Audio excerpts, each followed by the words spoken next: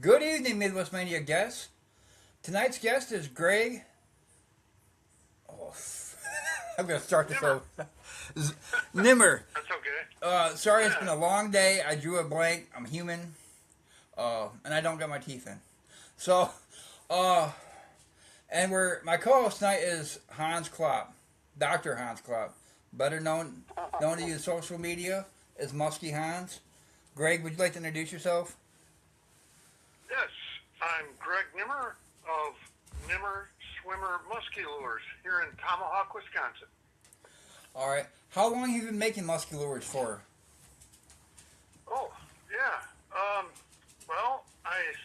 Carved my first lure when I was 12 years old, And and that was the beginning of passion. Gotcha. Now, I'm trying to figure out what else can I. I'm trying to segue into this because I don't want to answer all the Sure. five questions all in like one. So, I talked to you. I talked to you previously before this, and on that first Yes. lure you carved, did you catch a muskie on it? Did you catch a fish on it? Let me ask you that. Well, actually, being 12 years old, I wasn't introduced to muskies till quite later, and growing up on a prolific bass lake in northern Wisconsin, uh, where my parents would camp on. There's a small little camping site we'd camp on, and then the lake was quite small, but a friend of mine had a bass bait that he would outfish me with it, and instead of thinking, where could I buy that lure, I thought to myself, how could I make that lure? Gotcha. And yeah, in that summer, I went in my basement after the vacation, um, got my parents' basement, my dad's workbench, and got a piece of pine wood, and with my Boy Scout knife, whittled out by memory the lure, which was actually a bomber crankbait Okay. type. So Yeah. that's back when they were And made out of balsa wood, right? Originally. I think they were I believe the original bomber baits were made out of pine, Pine. high grade pine. Okay. I believe. I'm not sure. Now they make some of the bomber lures from wood, and I think a lot of them now are just made from plastic because they're so Yeah. much cheaper to make. Just like every other lure out there. Not. I love all lures. Not cutting down anybody else's preference. Just yeah. Most baits are pumped out by the thousands. Yeah. Even back then in the early days, mine are literally hand carved to this day with a big giant sugarcane knife. You told me. What Basswood. Basswood. That's what I thought. It's harder than balsa wood. Does it? Oh yeah. Does it have the same floating tendencies what balsa does? Because I make poppers I carve my own popper heads out of balsa for flies. Nice. So yeah. Yeah. Yeah. Balsa is basically very light and basically made for models, like a lot of model planes. Basswood is actually a hardwood and very dense but buoyant. It's very light and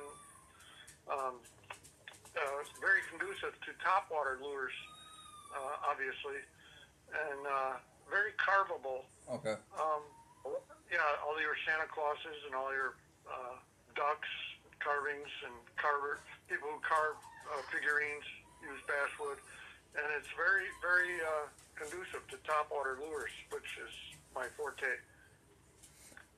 Now, is basswood like local to the north, like the North Woods? Yes, it Okay. is. All right. Yes, it's very findable here in Tomahawk, and actually in Milwaukee. When the Dutch elm disease took all the big elms, they replaced them with basswood trees. They're very quick growing, large leaf, very shady tree. Yeah. Now, let's talk about where can you get them because I talked to you about this yesterday. You had him at the Musky shop for a while in Minocqua. I never can remember the name of that place. I just call it the Musky shop. Yep. Raleigh and Helton's Musky shop. Yep. I was there for a little bit. You spent a lot of money there, right, Hans? I spent some money there. Oh yeah, a lot of people do. Yep. And basically, I can't keep up with demand. Gotcha. That's why I don't have a website. I'm reachable by either Facebook or I prefer face to face, but phone call. Yeah. Now your Wally. I'm not gonna say. I gotta butcher this. It's Wally Pogs, right? Yeah, I just switched the name around. That's an interesting way I came about the name, the Wally Pog. Now water. And I've seen videos of it going across surface. Does it have a prop on it, or does it clack back and forth? It does both. It does both. Clack, Okay. Here it is. Yeah, there's the clack. Okay. And then on the back of the bait has a small prop. Yep. Okay. In my opinion, it doesn't really need the prop. The clacking is what I'm known for, and what the Wally Pog has produced lots of muskies over the years. How small can you make one of those? Oh, that's a great question. I do. Actually, I can make one as small as your fingernail. Okay. For folk art. Okay. And all the way up to coffee table, 3 feet. All right. And I've done I'm that. thinking like I fish a lot of smallmouths and rivers. Oh yes. And downsize it. Oh yes. Yeah, that's a great question, because a lot of people wonder. I have four different sizes that are popular. The hog pog, which is 8.5. Okay. The next size down is the favorite size, which is 6 inches. I call it the favorite because it's my personal favorite and the one I sell the most of. Then a junior, and then a mini pog, which is about 3.5 inches. Oh, that would work great for smallmouth. And Yeah. I'm not a. And Go ahead. in saying that, I've caught a lot of large muskies on the mini pog. In fact, 2 years ago I caught a 47-incher my opening day muskie fishing here in the river in Tomahawk, and a lot of people ask me what size is the best for muskie, and my answer is usually the one they prefer at that given time. But even an elephant will find a peanut. Yeah. Now, Hans, what's your biggest muskie this year so far? It was 41. I haven't muskie fished very much, though. But you're in South Dakota. On the trip I took to Wisconsin. Yeah. I only caught one in South Dakota, and it was like a 32. It wasn't very big. But you catch a lot of big pike, though. Where are you located? I'm from Wisconsin originally, but I live in Watertown, South Dakota, so in the northeast part of South Dakota. Sounds like you need a Wally Pog to get you some more muskies on there.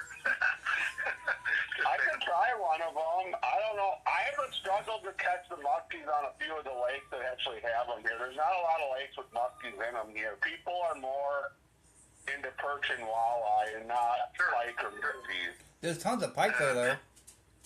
Right, Hans? Yeah, there's lots of northerns. Yeah. Sure. Yeah, and saying that, I've sent my lures over to Australia, Russia. Over in Australia, they got what's called a Murray jack. I know. Yeah, it's Murray cod, ain't it? Is that the typical name for it? Murray cod. Yeah, Yep. I'm sorry. Yeah, Murray cod. You're right. Yeah, Murray cod. Yeah, and they're. I guess it's a cross between a channel cat and a smallmouth. I would say it's more like a Nile. It's more like a Nile perch. That's what they remind me of. Yeah, something like that. Yeah, exactly. But yeah, I guess fish find what they want attractive when they want it. And my muskie experiences are when I fish for them, I catch pike, walleye, Oh, sure. and largemouth bass. Yeah. When I don't fish for them, That's when I hook up with one of walleye fishing or smallmouth fishing or brown trout fishing. Yeah.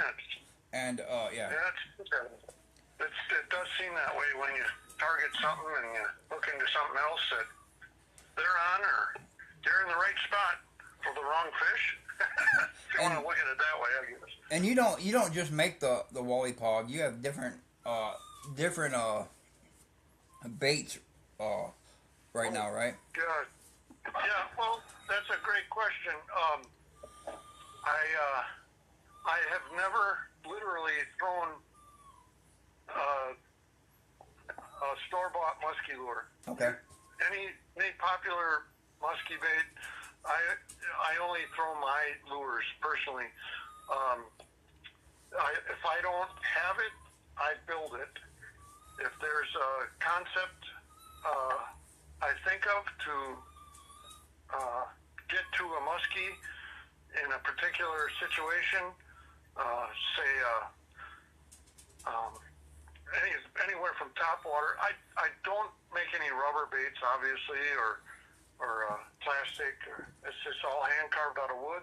I do make some bucktails. I seldomly throw bucktails. Very seldom. Once in a while, maybe. But I'm a top water fanatic, and just like there's other guys that just throw one type of bait. They're into it, and that's great. Hans likes bulldogs. Yeah, bulldogs. Yeah. Well, I won't kill bulldogs a ton. No. It depends upon where you're fishing. If you have really deep weed edges or they're on deep structure, they're good. If they're in 3 feet of water and weeds, they're not good. Every time I throw a bulldog, I snag something. And it's a 45-minute unsnagging, or I break it off, and I don't want to do that. But exactly, you gotta be conducive to using the right lure in the right situation. And stump field with like a giant jig like that. Yeah. Probably not the best. Now, but, have you ever fished out, like, you probably fished like Minnesota and all that, right, for muskies? Oh no. Basically, pretty much. I'm originally from West Dallas. Okay, I know where West Dallas is. Yeah. West Dallas, Milwaukee's right there in Milwaukee, and I grew up up near Spread Eagle, Wisconsin, on extended weeks vacations during the 4th of July with my parents since I was 2 months old. Okay. And so I've fished all the way from southern Wisconsin all the way to Canada. Gotcha. And not too much south of Milwaukee, but yeah. Like last time I really went muskie fishing is when we were in Eagle Lake, Ontario. And oh yes, nice. Yeah. I was throwing a bucktail, not even a big bucktail. It was like the lodge we stayed at. I think it was called Temple Bay Resort. They had their own lures. They were like Foxfire. They made them there, and it was just a single blade, and it was orange and black. And I wasn't paying attention because I've been throwing this thing for like 2 hours. I'm getting tired and hungry, and I'm in the front of the boat, and my stepdad goes, "You better pay attention." And I'm going, "Why?" And I'm reeling in, and the reeds behind it are starting to part. And that fish swung at it. It's the biggest muskie I've ever seen, and I pulled it right out of its damn mouth. Yeah, those are the stories that keep you up at night, and it's a good scared. Nothing wrong with that. That's good. And you just hope they hit. And when you're not paying attention, that's usually when the biggest fish you ever see is gone. And I had one T-bone a 14-inch walleye up in Chippewa Flowage when I was I think I was like 6. And when my dad was alive, he said it went from one tie, like I call them tie downs on boats, but I would say the where you like tie off the anchor and all that stuff.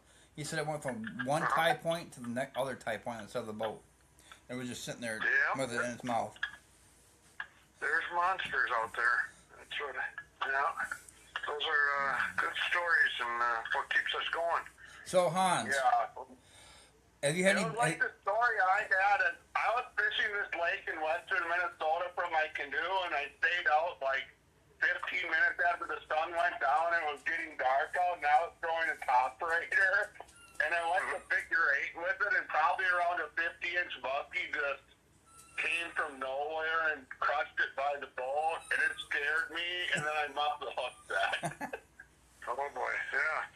Yeah, a lot of people say they came out of nowhere, but, you know, when you think about it, they're underneath the boat or where you threw your lure. Yeah.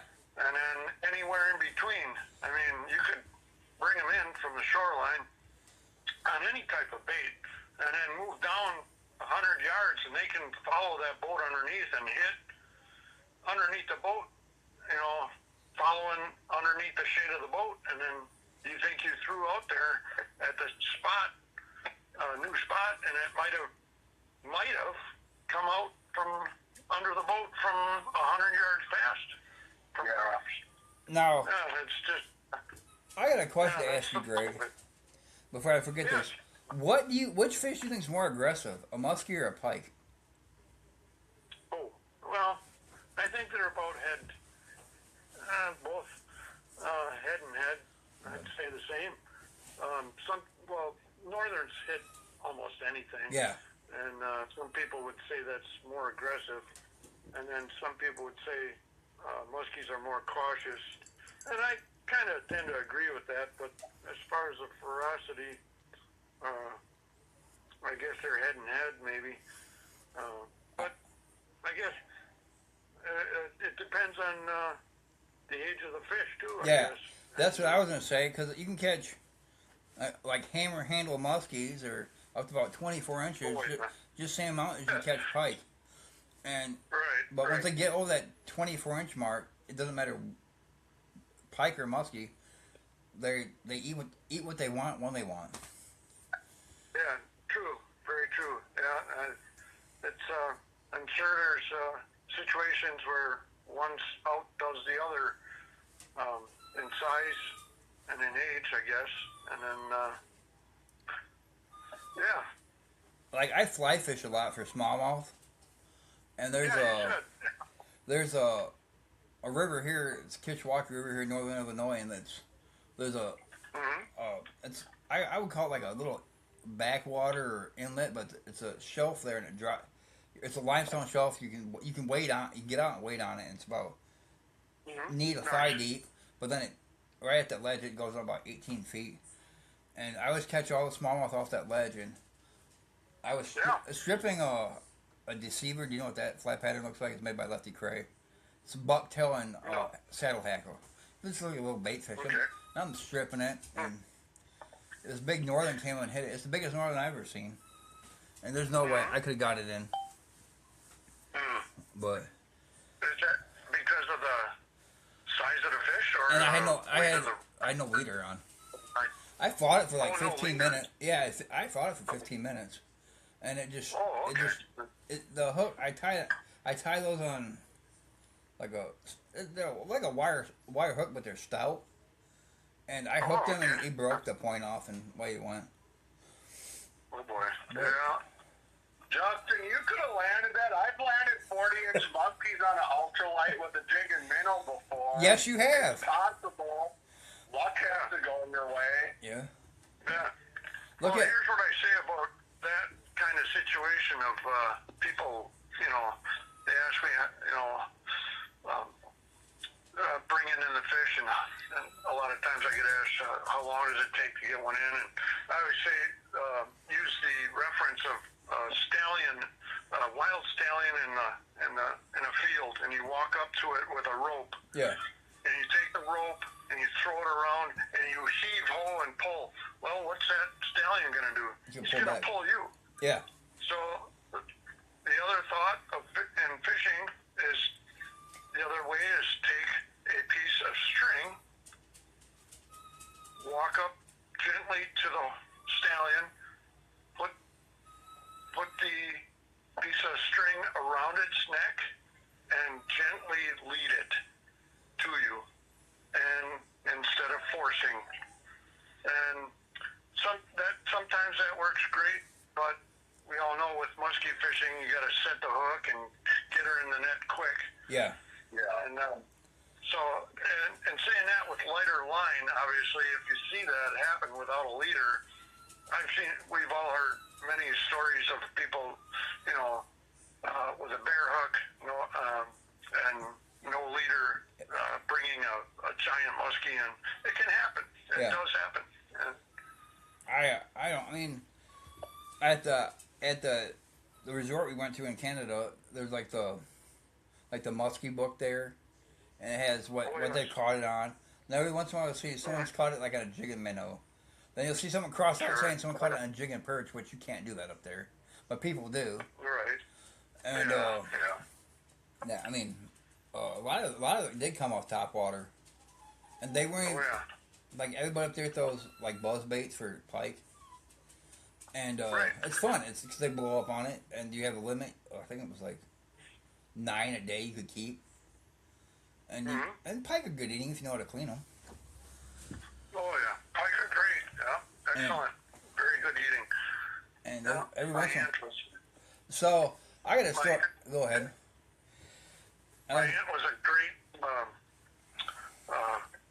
She could clean fish. She worked in a fish factory and then retired, and then she cut up the northerns and deep fry them, and it was one of the best fish to eat back then. Yeah. Hey Hans, how was your pike bratwurst you made? They actually were pretty good. If I would have had buck rolls rather than pike shoulder, then like the loin rolls, it would have been better because there wasn't enough fat in that. Gotcha. But it did taste all right. Then I taught Goofy. Oh Just yeah. an FYI, I make some Goofy fish recipes. Yes, he does. Sounds like it. What about your canned carp that's supposed to taste like canned salmon? That was okay. I think my sister's pets liked it more than I do, though. Yeah. But now I was fishing the backwaters of the Rock River, and I'm pretty sure it was a muskie eating baby ducks. Oh sure. Then it tried to eat the full-grown duck. Oh yeah. But have you ever seen that before? Well, a quick story about the biggest fish muskie I ever got. I went up the river here in Tomahawk, on the Tomahawk River and on Lake Alice, and I went to this one spot, and this big muskie come right out after every lure I threw about 6 times, 6 different lures, and she come slow, come fast, dart, slow, every different type of lure I threw at her that I make, obviously, and couldn't get her to hit. So I sat back and I thought, well, this is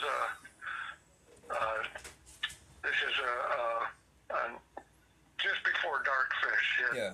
And I stayed off her, went back, and couldn't find her.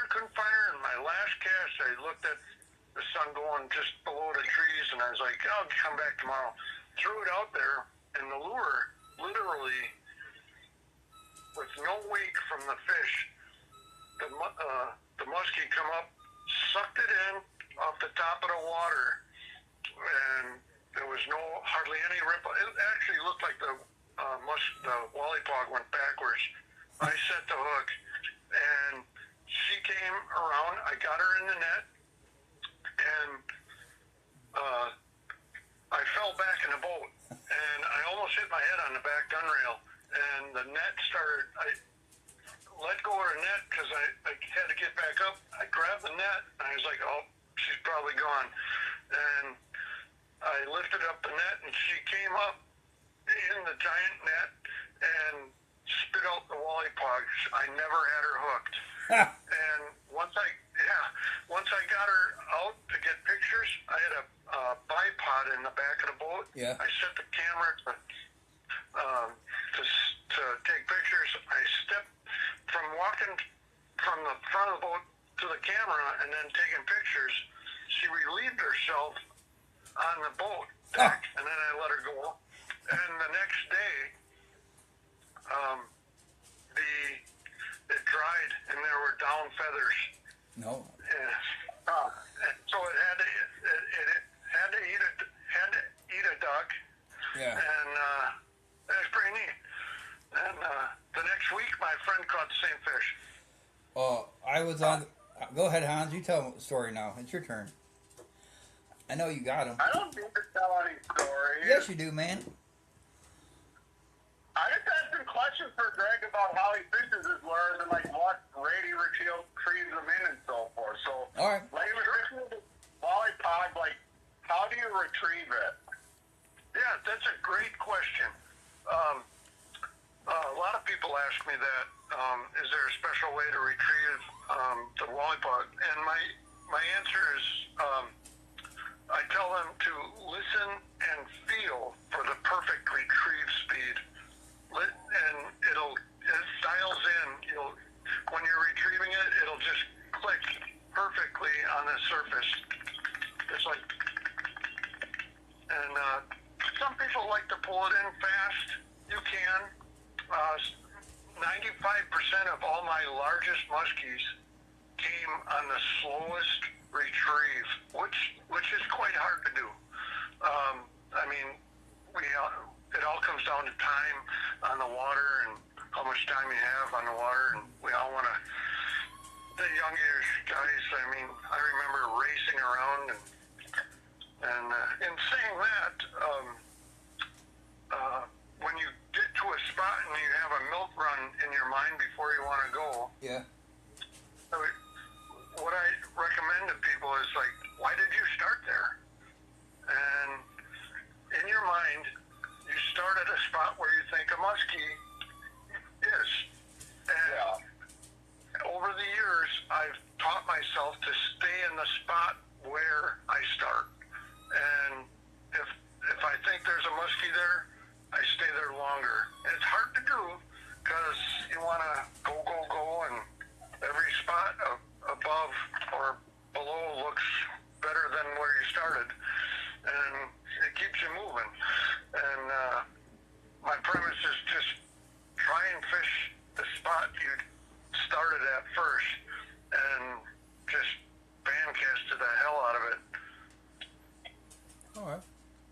Does that answer your question? Yeah, I always get stuck on certain lakes. Like, there's locations I have caught muskies in the past, and like, I'll go cast other parts of shoreline, but I focus like 2/3 of my time on the spots where I've caught them previously. Right, exactly. Yeah, confident spots like where we've seen fish or caught fish before.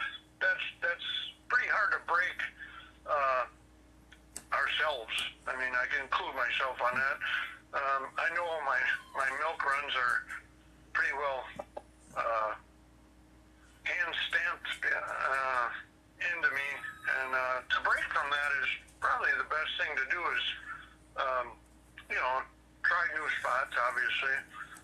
But yeah, I mean, the new technology is coming out to help us. But in saying that, I myself am the locator and the fish finder. That's the next thing I was going to ask you. I said, how do you feel about musky fishing and live scope or forward-facing sonar? Is that what it's called, Hans? Forward-facing sonar?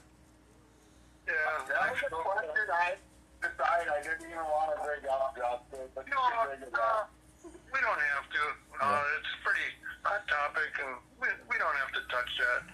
I guess I already did, but Yeah. but I guess my answer is I am the locator, I am the fish finder.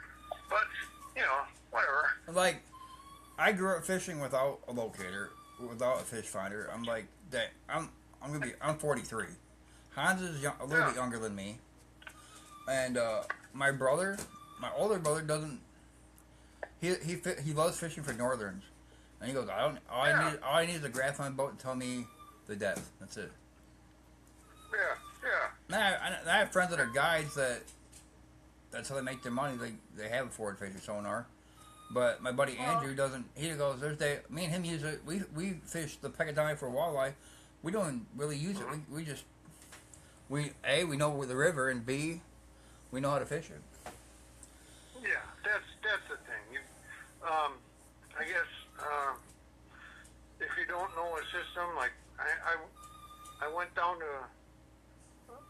fishing down in Tennessee with my brother, and the water, we couldn't tell the water from the land. Yeah.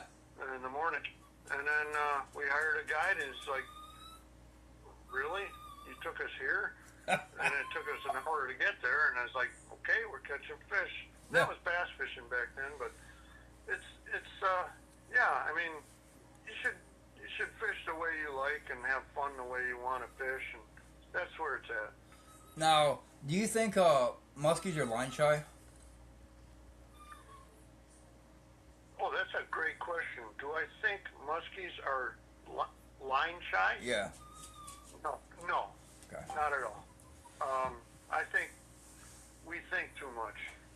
I think we overthink why they don't hit.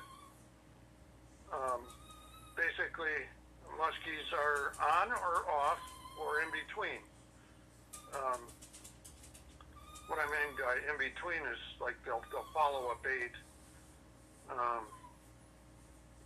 and by not following bait, you don't see any, and they're off. And by when they're on, it's like it's all weather related. The barometer is your best friend. Low pressure systems, obviously, and the falling barometer is best. Steady is okay. High pressure for any fishing is Not the best. but Not the best. no, not the best. I mean, there's all sorts of cliches and people's. You see deer running in the field, you should go musky fishing. Yeah, maybe. I don't know. We all have our, what do you call, what do you call those, idiocies? Yeah. On either catching or, don't wear your hat like this. You won't catch a muskie. That's not me. Like bananas in the boat. My God, buddy that's a funny my one. buddy Mott swears. He goes, you don't have a banana. You don't have a banana in my boat. I said, no, I have a peanut butter banana sandwich. And Yeah. He doesn't like it, or he gives me crap about it. He goes, no bananas in my boat. But oh, geez. Well, that's his. yeah. Whatever. And I asked him what it was. He goes, no. One fell in my tackle compartment, and it sat out in the sun. It was a mess to clean up, and it stunk. Yeah, that was Joe. Yeah, superstition. We all have some of them. I had it more when I was younger, obviously, but whatever. You grow into. I would really think the best thing to do, even if you kind of don't think the weather will be right, obviously don't go out musky fishing when there's chance of severe storms coming and fish the front before them and get stuck in the water in the rain. But I think your best bet is to go out when you have time to go out and just figure out how to fish with different lures and figure out where the fish are and just put in effort and time. And that's how you have the most with catching them. I agree 100%. Yep. Yeah. Your time on the water, no matter what, anything our buddy says, it's time on the water is helping you learn situations. Now, And I was going to ask you a question. You've heard of you've heard of the Gapin Tackle Company, Dan Gapin's company. He's passed away now. But I have Dan Gapin, the Gapin Tackle Company. He's out of Minnesota. Like he's made, no. he wrote some books, and like his river walleye books, like changed how I fish, and I catch walleye now. I'll have to look at. Yeah, he's in the Fishing Hall of Fame and all that stuff. He's a down to earth guy, and like he's passed away, but his dad came up with the muddler minnow fly pattern. Okay. So and he came up with a couple of lures he made that were big, like in the late 70s to the early 90s that nobody fishes with anymore. Okay. I'm trying to think of what's called. Like he made the original bottom bouncer that had the weight on the bottom with the wire, and it came off with a spinner.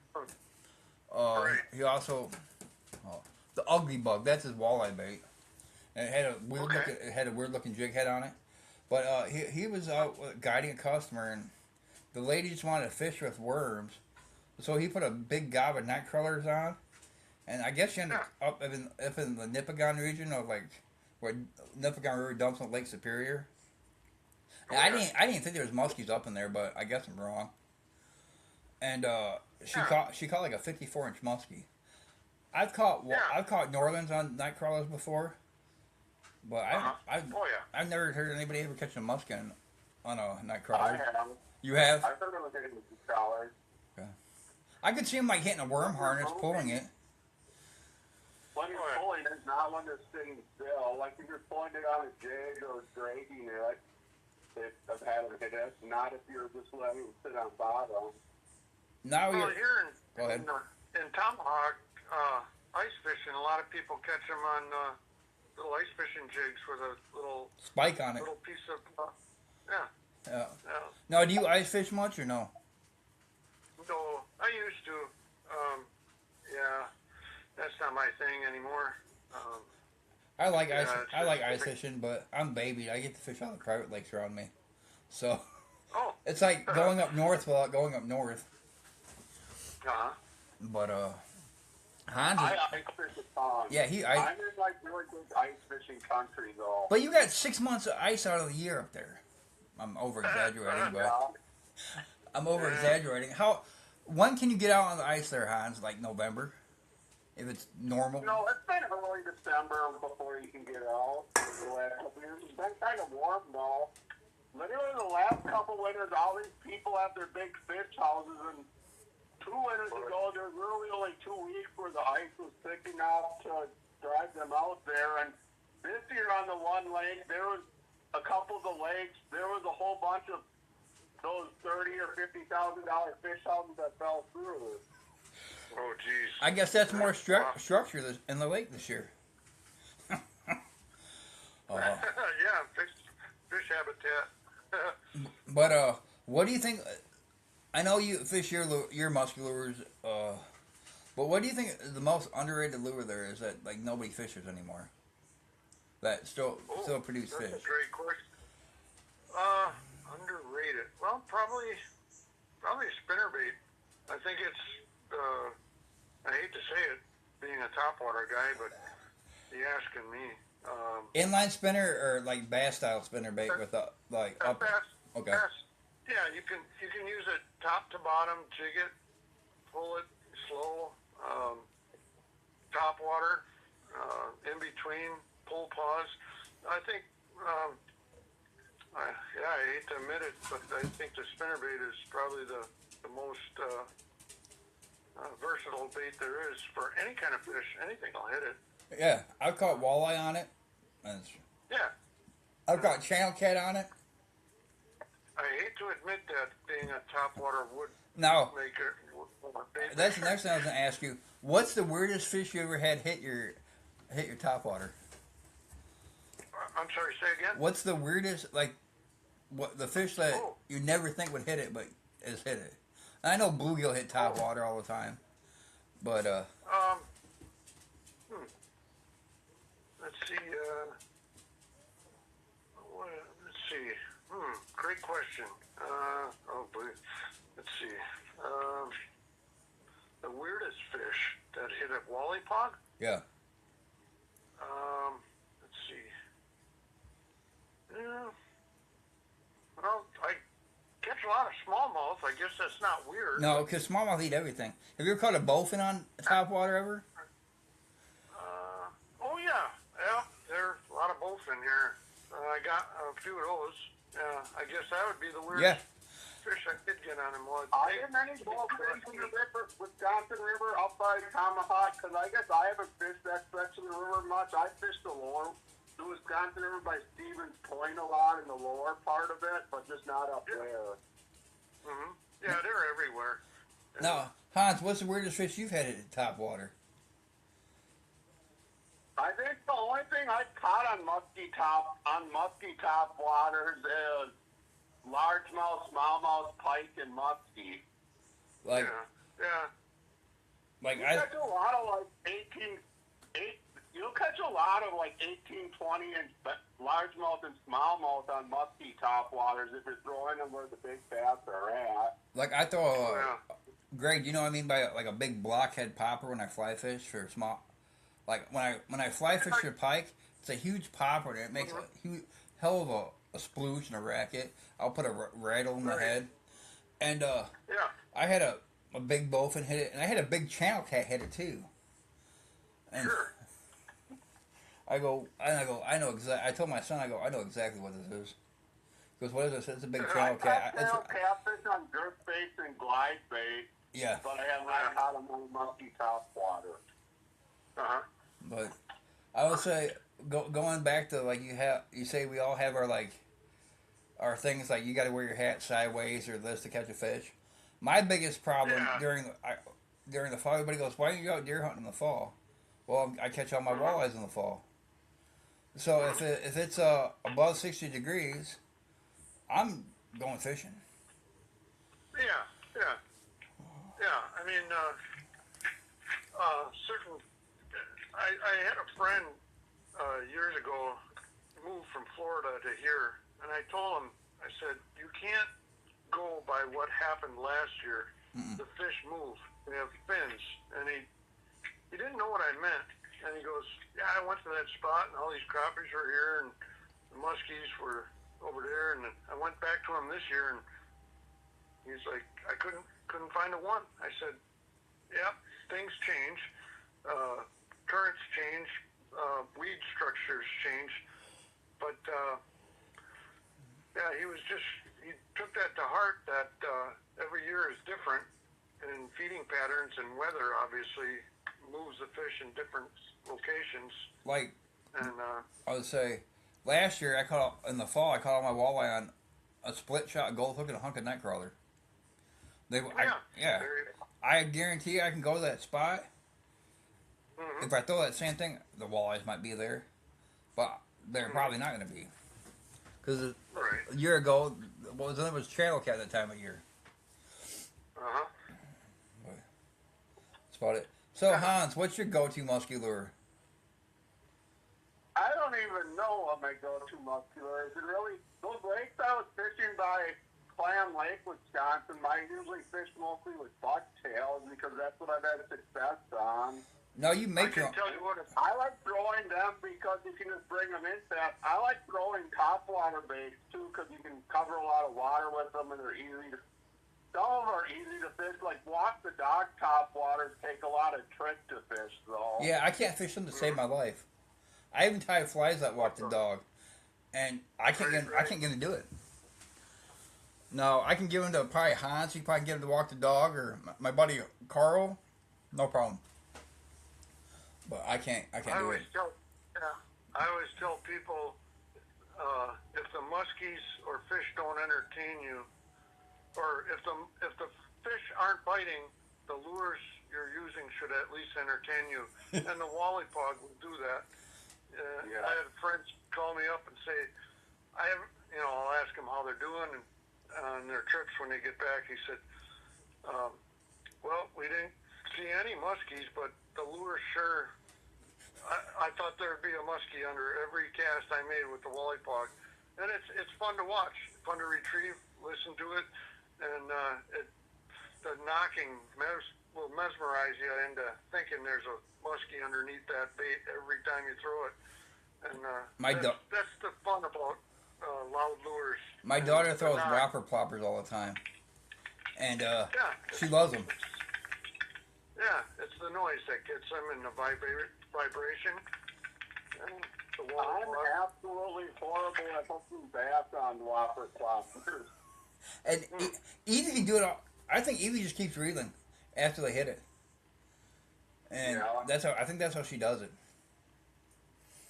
My daughter's 13 and she fishes with me, she hunts with me, she does pretty much works on cars with me. Oh, nice. Yeah, all my other kids don't live at home anymore, so.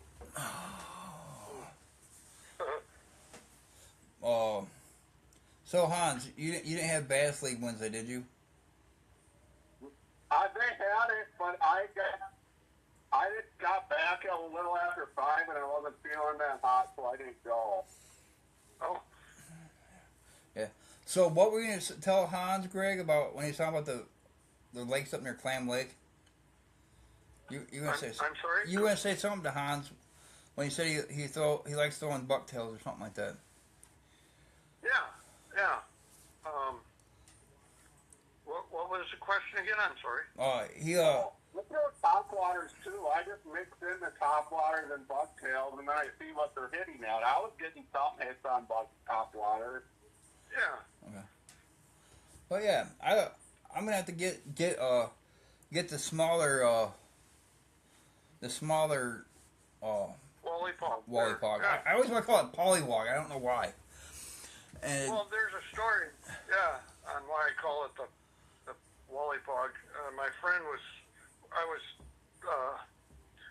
getting the shape and the size right and the hooks right to the Wally Pog, and my buddy says, "What are you going to name that thing?" As he's hearing it coming in and it blanking like that, and I go, "I don't know." He goes, "That thing looks like a frog, pollywog." I said, "A what? A Wally?" And then he goes, "Not a Wally Pog." I said, "That's going to be the name, the Wally Pog, instead of Pollywog." Oh, So that's how the name came about. I just flipped it around, and it stuck. And you said you have your baits in some bars, and they can buy them directly from you, and in a couple local shops around you, right? Yeah, there's one shop in town here in Tomahawk that carries a very limited supply of my lures. I make so many different kinds. Like I said, if I think of it, I'll build it and test it and tweak it throughout the years. And I would say, could you do a custom paint scheme? Oh, that's all I do. Okay.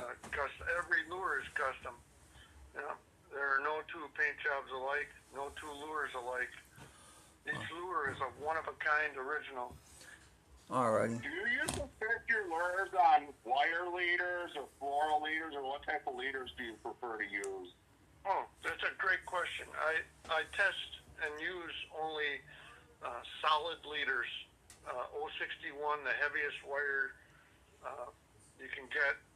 I do that because of confidence, and actually with the heavier leader in front of the bait, as it's swimming, the Wally Pog swimming, the weight, the heavier weight of a leader in the front actually controls the bait better. Fluorocarbon, I understand the concept, but I don't have any faith in fluorocarbon myself. I understand why people use them. I've seen people with success with them. I personally don't have much faith in them because it's plastic and the muskie's mouth is razors, let alone their gills and what they do in the air or under the water, thrashing about. In saying that, a friend of mine, his first time using a fluorocarbon leader, came into my basement and showed me half a liter. I go, "How do you know it's a muskie that took your bait?" He goes, "In front of me, it came out of the water, porpoised in front of him, and cut the leader in half in a fluorocarbon." That was his first time using a fluorocarbon. He goes, "Never again." And then I've seen the opposite, where guys use a fluorocarbon leader and it looks like they've been dragging it behind their car for a week. Yeah. I don't know. I've used fluorocarbon leaders quite a bit, but you need to inspect them every time you catch a fish. So sometimes you get nicks in them, and obviously the heavier fluorocarbon you use, the better. So you want to use 150 pound or something. Right. But it's confidence. Yeah, it's all confidence. Like 50 pound fluoro. I've just used live bait rigs with 50 pound fluoro and pike. And pike pike and muskies definitely can have 50 or 80 pound fluoro. Yep. Yeah, I mean, yeah, it's the teeth and the gills and their, you know,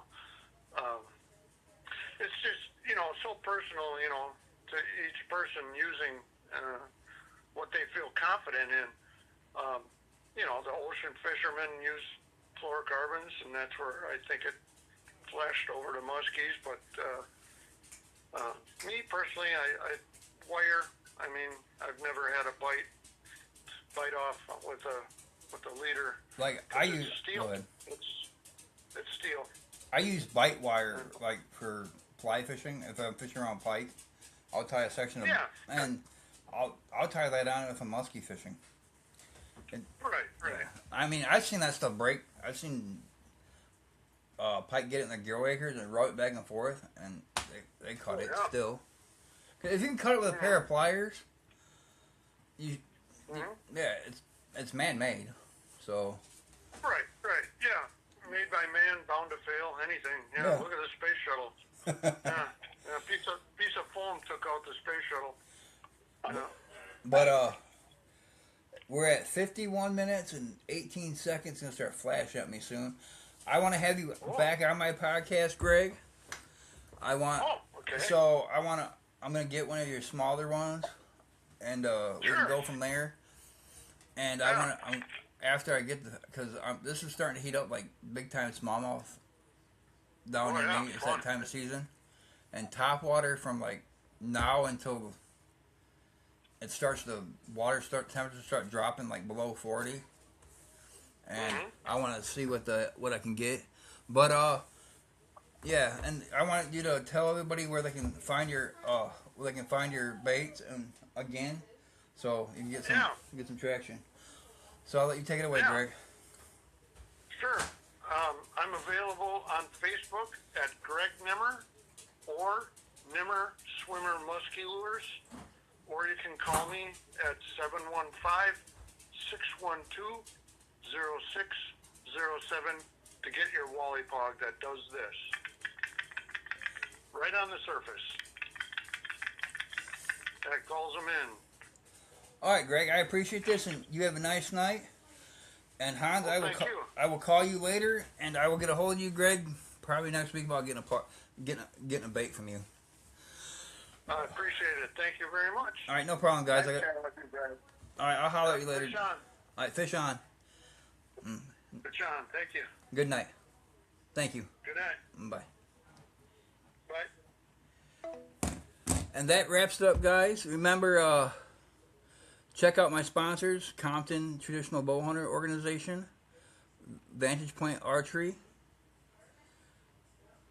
Check out Nimmer Swimmers. Greg makes one hell of a bait. And remember, do what you love. Life is too short. Have a nice night. Peace.